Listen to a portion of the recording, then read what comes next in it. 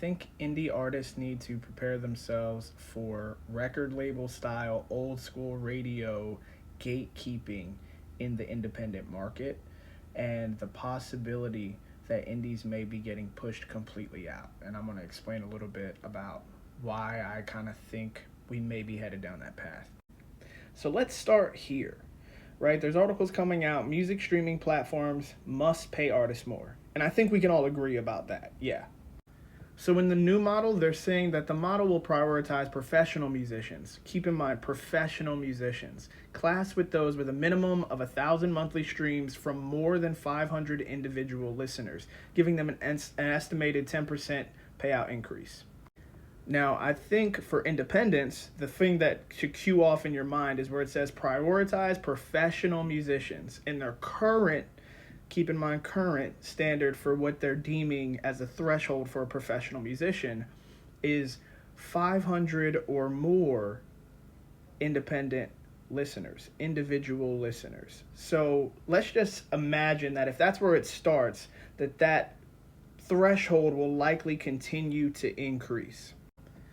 And that you're quote unquote not a professional musician if you have less than 500 individual listeners, which for streaming is not that much. But if you were selling direct, it is.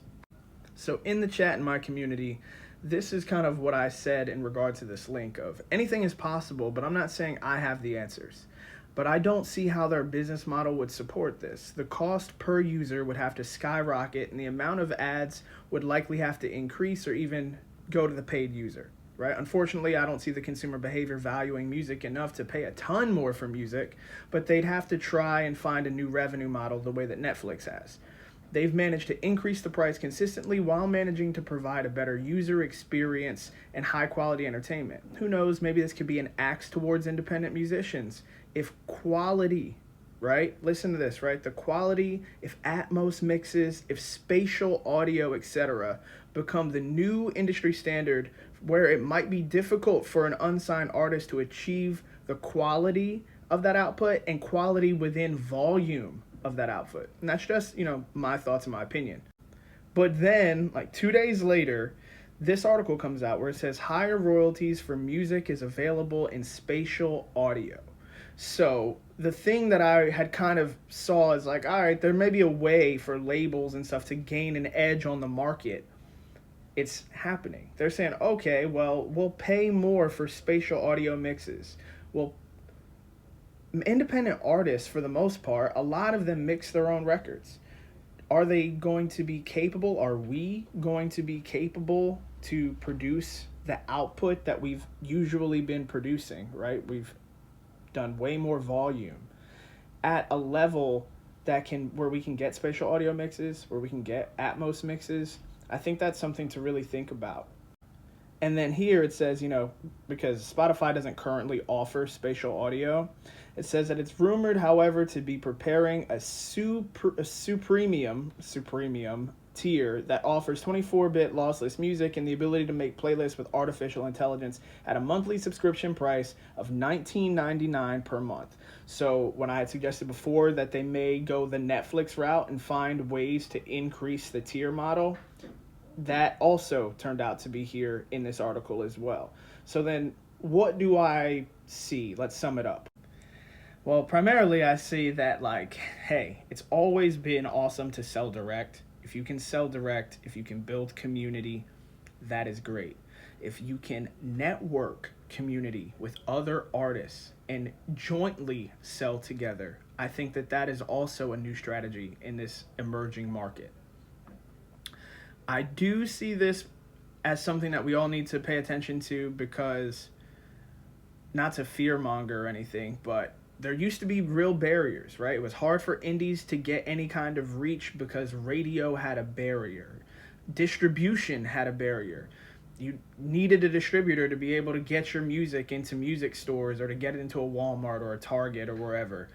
Then when the internet happened, it's like, okay, you really didn't need that same thing. So I think that there's a new way for them to build in barriers now, which is that there's a minimum that minimum will likely continue to increase. So a lot of independents won't reach the minimum. So they won't be able to be classified as a professional musician. So that music's not going to reach. Then there is also the use of AI in the radio and in the autoplay, which allows the platform to curate directly to each person's taste and to each market instead of like having this massive list of music in a playlist. I think that this allows them to see whose music is working, where it's reaching, and then throttle it and pretty much say, hey, if you want distribution to all of these other people, or we can push your music out, sign a deal with us. So then deals could come directly from Spotify or Apple Music. You know, we've seen Apple do direct deals before too. So I think that business model is already in place, but it allows them to say, with all of these different silos of music genres and stuff out here, we can monitor it all. We can kind of have our fingerprint on it and then push it out to different people. That's the same thing that like the radio used to do. And then that barrier to entry that makes it different is like, oh, well, the music that comes from the deals, that's the music that has this higher quality, right? So with everybody being able to make music in their bedrooms and, you know, in their home studios, there has been kind of like a deviation to the mean where higher quality music may kind of dip a little bit and lower quality music, it all kind of reaches towards the middle. And for some people, audiophiles and stuff, they'll be like, oh, music doesn't sound as good as it used to. Well, now there is a way, right, to create that barrier again, which says spatial audio mixes, Dolby Atmos mixes, to even qualify orally to reach into the space that will allow them to distribute the music and for you to receive higher payout.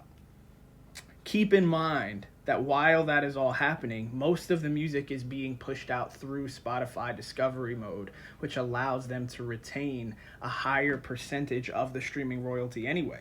So if they increase the royalty, right, if they give a 10% increase for what they pay out, and then that music ends up in discovery mode, they're essentially increasing how much money they get to keep because they get a higher percentage of that, and they're increasing, if they do deploy the premium model, they're increasing how much people are paying for subscriptions anyway.